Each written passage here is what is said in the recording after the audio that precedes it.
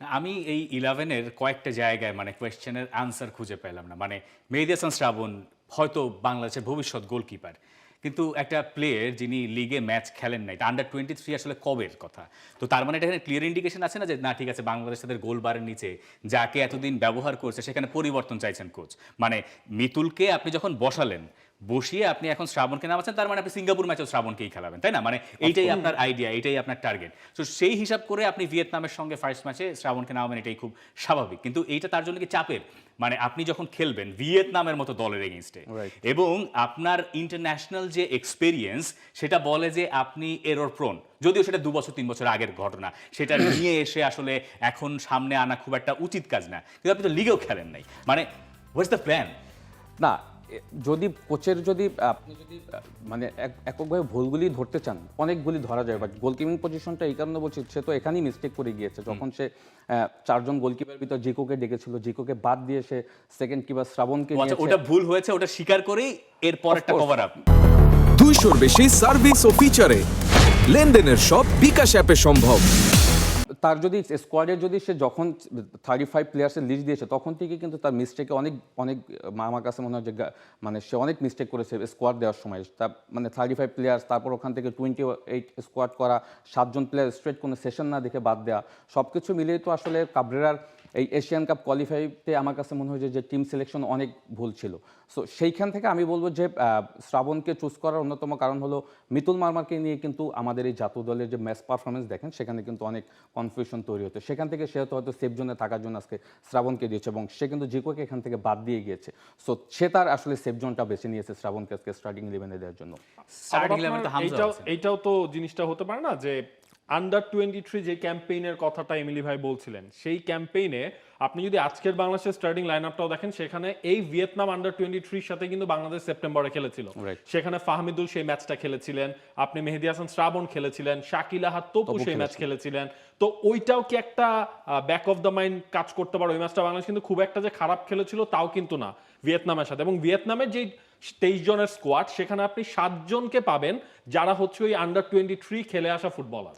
দেখেন, জিকো যে মানে যে টাইমটাতে আসলে জাতীয় দলকে সার্ভিস দেওয়া শুরু করছিল তারপর থেকে আসলে গোলকিপিং পজিশনটা নিয়ে আমরা স্ট্রাগল করছি অনেস্টলি যদি বলেন। তো সেই জায়গা থেকে ফিক্সড মিতুলকে কিন্তু অনেকগুলি ম্যাচ কিন্তু আসলে সে কন্টিনিউ করেছে এবং আমার কাছে স্পেসিফিকভাবে আমি এর আগেও বলেছি যে মিতুল যে মিস্টেকগুলি আসলে বিল্ড আপ করার সময় করেছে বা যে মোমেন্টে আসলে যে তার যে কাজগুলি করা দরকার সেগুলি সে কিন্তু প্রপার করতে পারেনি।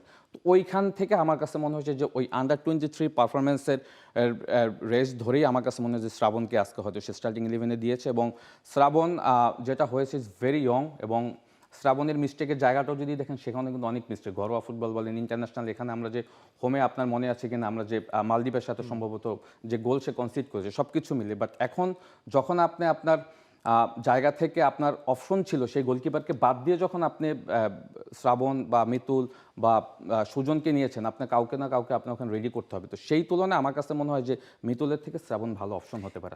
এই ক্ষেত্রে আশরাফুল ইসলাম রানা যিনি এখনকার গোলকিপিং কোচ বাংলাদেশের, তার ডিসিশন আসলে কাজ করে নাকি এখানে হাভিয়ার কাবরেরাই তার ডিসিশন নেন? মানে গোলকিপিং কোচ তো একটা ব্যাপার, তার একটা ডিসিশন আছে, তিনি নিশ্চয়ই সাজেস্ট করেন।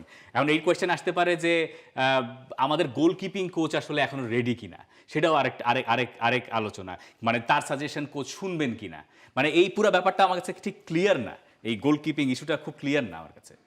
না, ইটস ভাইটাল পজিশন, গোলকিপিং পজিশনটা তো সব থেকে ইম্পর্টেন্ট। আপনি যখন সব কিছু ফেল করবে তখন গোলকিপার লাস্ট ম্যান হয়ে দাঁড়িয়ে থাকবে। এবং আপনি যেটা বলেছেন যে রানা আসলে এখানে তার কোনো ভূমিকা থাকবে কিনা, সারা পৃথিবীতেই যখন আপনি স্টার্টিং 11 দাঁড় করাবেন তখন কিন্তু হেড কোচ কিন্তু প্রত্যেকটা পজিশনের যে কোচিং স্টাফ থাকে তাদের কিন্তু কনসার্ন নিয়েই কিন্তু দলটা দাঁড় করে এবং সেখানে কিন্তু অবশ্যই রানার একটা বড় কনসার্ন থাকবে গোলকিপিং পজিশনে কাকে ইউজ করবে। বিকজ ট্রেনিং সেশনে সে দেখতে পাচ্ছে যে কে ফিট কে আনফিট, এই মুহূর্তে তার কনফিডেন্ট লেভেল কার কোন অবস্থা আছে, সেখানে তো রানার একটা অবশ্যই সাজেশন থাকবে। আই ডোন্ট নো কাবরেরা সেটা নিয়েছে কিনা, যদি নিত তাহলে বিগত দিন এশিয়ান কাপ কোয়ালিফাই ম্যাচে যদি মিতুলের মারমার সাথে যারা গোলকিপার ছিল তারা হয়তো ওখানে আরও 2-1 ম্যাচ খেলার সুযোগ পেত। বিকজ আমি মিতুলকে ছোট করছি না, বাট এমন কিছু মিস্টেক আমার কাছে লেগেছে যেগুলির সময় তার সেকেন্ড কিপার বা থার্ড কিপার যারা ছিল তাদেরকে কিছু ম্যাচ খেলানো যেতে পারতো। আবার মিতুলের হচ্ছে রিসেন্ট টাইমসে আপনার লিগের পারফরমেন্স আবার বেশ ভালো মনে হচ্ছে, right. তিনি আবার কনফিডেন্সটা ব্যাক করছেন সেই জায়গাটায়।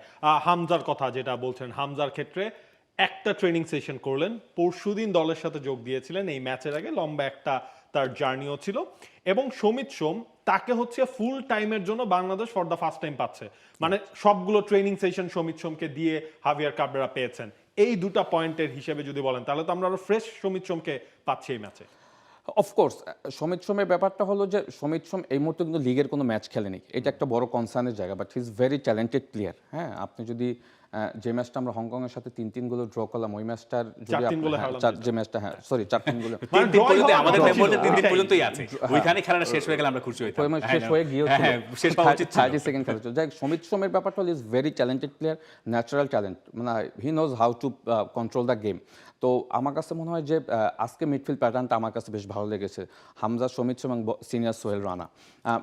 ডিপেন্ড করে আসলে মানে মিডফিল্ড প্যাটার্নটা কীরকম হবে, দুজন হোল্ডিং মিডফিল্ডার থাকবে না তিনজন ডায়মন্ড শেপে খেলবে, ডিপেন্ড করে আসলে যখন আমরা দাঁড়াবো চারজন ডিফেন্স, ওই তিনজন প্লেয়ার আসলে কী রোলটা হবে। অ্যাট দ্য সেম টাইম আমাদের সামনে যে তিনজন প্লেয়ার আছে তারা আসলে কীভাবে ডিফেন্ডিং ট্রানজিশন প্লেয়ারে তাদের পজিশনগুলি কী হবে, বিকজ আমরা জানি ভিয়েতনাম খুবই স্ট্রং টিম, যদি তাদের প্রিভিয়াস ম্যাচগুলি দেখি তো সেখানে কিন্তু আসলে ভিয়েতনাম শুরুতেই তারা হয়তো হাই প্রেসিং করবে, গোল করার চেষ্টা করবে, তো সেইখানে ফার্স্ট 15 to 20 মিনিটস আমরা কীভাবে আসলে তাদেরকে হ্যান্ডেল করবো সেইটা দেখার বিষয়। এবং আপনি যেটা বলেছেন যে হামজা আসলে কি করবে, হামজার জন্য একটা সুবিধা হলো যে সোহেল রানা এবং সমিত সোম যদি তারা ক্লোজলি হামজার সাথে পাশাপাশি থাকে, মানে ডিস্টেন্স বেশি না করে যদি কভার করে একদম ক্লোজলি, তখন হয়তো আমাদের জন্য সুবিধা হবে। বিকজ হামজা কিন্তু দেখবেন যে ও ম্যাচ রিড করে কিন্তু তার পজিশন চেঞ্জ করে। আপনি যদি আর্লি গোল কনসিড করেন, হিস মোর অ্যাটাকিং প্লেয়ার, আপনি যদি গোল কনসিড না করেন, হিস মোর ডিফেন্সিভ প্লেয়ার, লাইক সে ডিফেন্সের সামনে থেকে কিন্তু পুরো ডিফেন্সিভ শেপটাকে কিন্তু সে কন্ট্রোল করার চেষ্টা করে। সুতরাং আমি বলবো যে সমিত এবং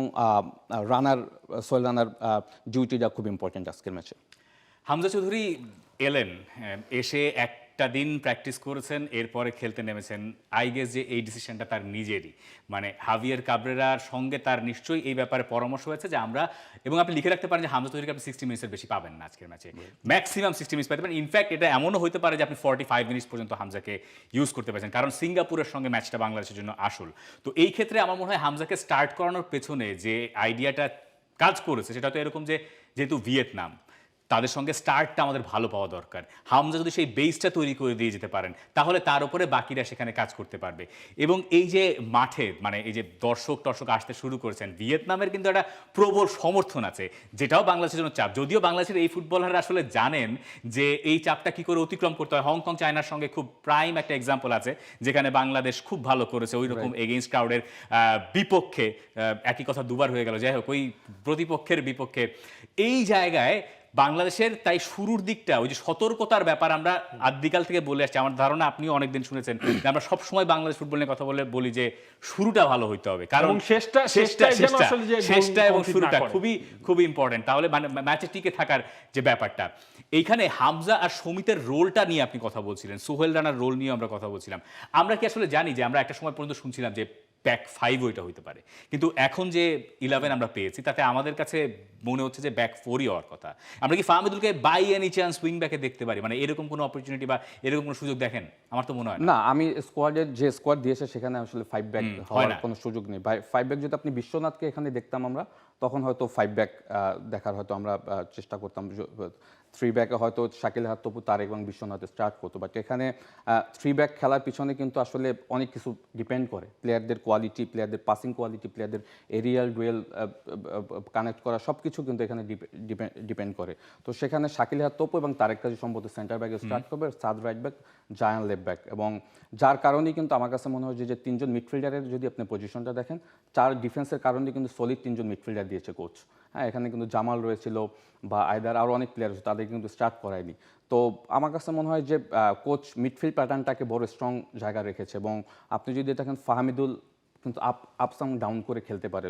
আমার মনে হয় যে ফাহমিদুল এক সাইড থেকে ফাহিম, তারা দুজনেই কিন্তু দেখবেন যে কুইক ডিফেন্ডিং ট্রানজিশন পিরিয়ডে 3জন মিডফিল্ডারের সাথে 5 জন হয়ে যেতে পারে। সুতরাং আমার কাছে মনে হয় কোচের এই প্ল্যানটাতে সে হয়তো গিয়েছে। আমার কাছে এখানে মনে হয় যে ফাহমিদুলকে রাকিবের যে ঘাটতিটা, মানে এইটার কাজ ফাহমিদুলকে দিয়ে করানোর একটা পরিকল্পনা আছে কিনা। মানে আমি যদি এইভাবে ধরে নিই যে ঠিক আছে 4-3-3 হচ্ছে আপনার starting formation with the ball, without the ball আপনি এটা কম্প্যাক্ট হয়ে যান 4-4-2, ফাহমিদুলকে আপনি এদিকে নিয়ে আসেন, সামনে মিরাজুল আর ফাহিম থাকলো, then you play the same game, same pattern of play যেটা আপনি আসলে আগের গেমগুলোতে এশিয়ান কাপে খেলেছেন।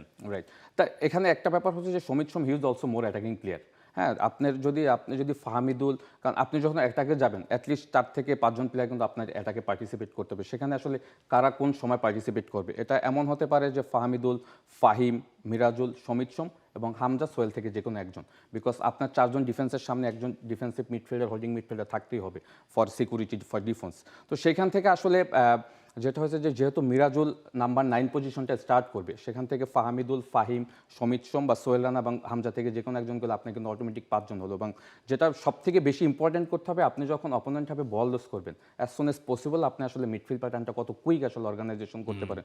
বিকজ আপনি যদি সত্যি কথা বলেন, আমার কাছে মনে হচ্ছে যে আমাদের যে 4 জন ডিফেন্স খেলবে সেখানে আজকে কিছুটা হলো আমার একটু ভয় কাজ করছে সত্যি কথা। বিকজ তারেক কাজী এবং শাকিল আহাদ তপু, হ্যাঁ তপু বর্মন যেহেতু নেই, সো ওই 2 সেন্টার ব্যাগের এরিয়াল বলগুলি বা নিচের বলগুলি এইগুলি আমার কাছে মনে হয়েছে যে ভিয়েতনাম যেহেতু একটু স্পিডি প্লেয়ার হচ্ছে তাদের সামনের দিকে, তো সেখান থেকে সাদ এবং জায়ানকে কিন্তু ক্লোজ 2 সেন্টার ব্যাগের সাথে ক্লোজ থাকতে হবে টাইট, এবং স্পেশালি জায়ান একটু ওভারল্যাপ করা তার টেন্ডেন্সি রয়েছে। সুতরাং আমার কাছে মনে হয় ফাহমিদুল সেই কাজগুলি করবে, জায়ান মোর ডিফেন্ডিং, সাদ অলসো মোর ডিফেন্ডিং। আমার মনে হয় অ্যাটাকিং থাকে তাদের আজকে তেমন কোনো কাজ থাকবে না। 200-র বেশি সার্ভিস ও ফিচারে লেনদেনের সব বিকাশ অ্যাপে সম্ভব। For more updates, subscribe to our YouTube channel and click on the bell icon. Follow us on Facebook and Instagram. Download T-Sports app to enjoy exciting games and highlights. Visit tsports.com.